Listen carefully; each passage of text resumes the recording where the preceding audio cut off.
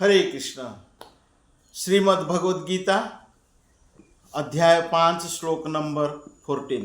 न कर्तृत्वं न कर्माणि लोकस्य सृजति प्रभु न कर्मफल संयोगं स्वभावस्तु प्रवर्तते।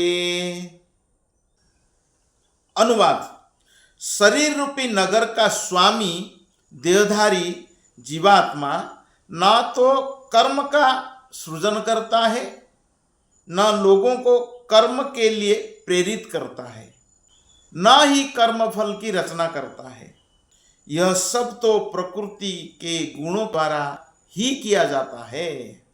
यह शरीर रूपी नगर की स्वामी जीवात्मा है, इस शरीर में निवास करता है।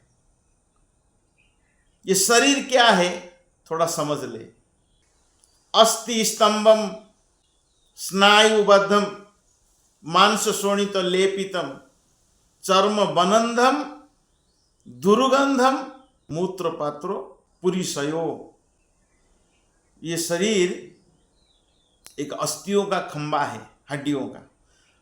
स्नायु बांधा गया है, थोड़ा मांस है, और भगवान ने एक सुंदर चर्म बांध लिया है। किसी को काला चर्म, किसी को गोरे चर्म देते हैं और किसी को सांवला। तो इस प्रकार चर्म के द्वारा बंधा हुआ है। और दुर्गंधम, कैसे दुर्गंध है? इस शरीर से पसीना आता रहता है, दुर्गंध होता है, इसलिए तो स्प्रे करते हैं। पात्र मूत्र पुरी स्वयो। और भगवान ने 2 थैला दिया हुआ है, मल और मूत्र का थैला है अंदर, जो दुर्गंध है। तो ये शरीर का स्थिति है, और जीवात्मा को इस शरीर में बंधा गया है। कर्म के अनुसार शरीर मिलता रहता है, 84 लाख योनि है। तो इस शरीर में जीवात्मा रहता है। कैसे है? ये भौतिक जगत तो पूरा जेल है, लेकिन ये शरीर भी जेल है। 4 दीवारों के अंदर कैदी रहता है।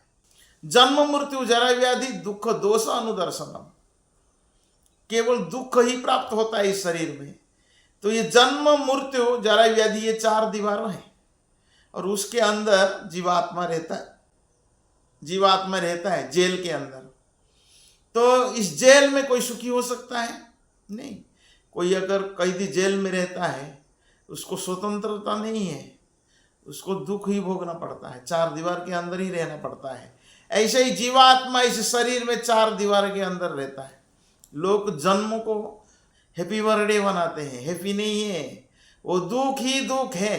मृत्यु जो होता है 40,000 बिच्छू काटने के समान जितना दुख प्राप्त होता है, शरीर त्यागते समय जीवात्मा को उतना ही दुख प्राप्त होता है।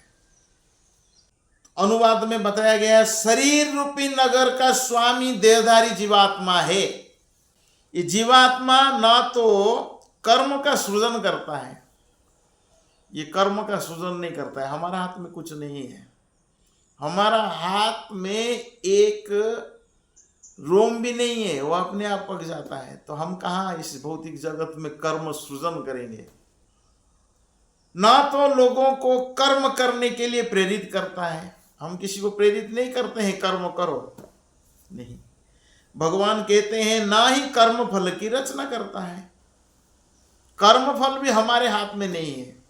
कर्म फल अवश्य भगवान देते हैं। यह सब तो प्रकृति के गुणों के द्वारा ही किया जाता है। जीव अनादिकाल से प्रकृति अपरा के संपर्क में रहा है।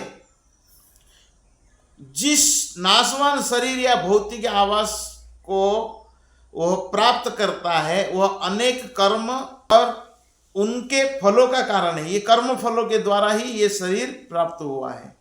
ऐसे बद्ध वातावरण में रहते हुए मनुष्य अपने आप को अज्ञानवश शरीर मानकर शरीर के कर्म फलों का भोग करता है। जीवात्मा अक्सर सोच लेता है मैं हूं ये शरीर, ये अज्ञान है। वास्तव में हम सब व्यष्टि की आत्मा है, कर्म फलों का भोग करता है। अनंत काल से उपार्जित यह अज्ञान ही शारीरिक सुख दुख का कारण है। जो ही जीव शरीर के कार्य से पृथक हो जाता है तो ही वह कर्म बंधन से भी मुक्त हो जाता है। जब तक वह शरीर रूपी नगर में निवास करता है तब तक वह इसका स्वामी प्रतीत होता है, किंतु वास्तव में यह वह न तो इसका स्वामी होता है और न इसके कर्मों तथा कर्म फलों का नियंता ही।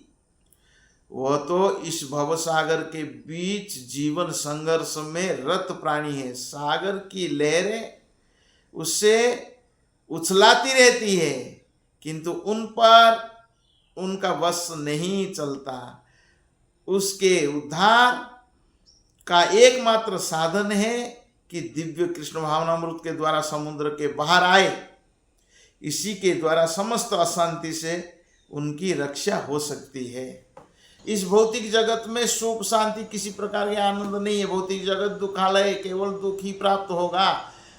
भगवान का धाम है निजी धाम, गोलोक नामनी निज धामनी तलेच तस्य देवी महेश हरिधाम सुते सुते सुते ते प्रभव निचय भीताश्च येन गोविंद मादि पुरुषम तमहम भजा। गोलोक नामनी निज धामनी, गोलोक धाम भगवान का है।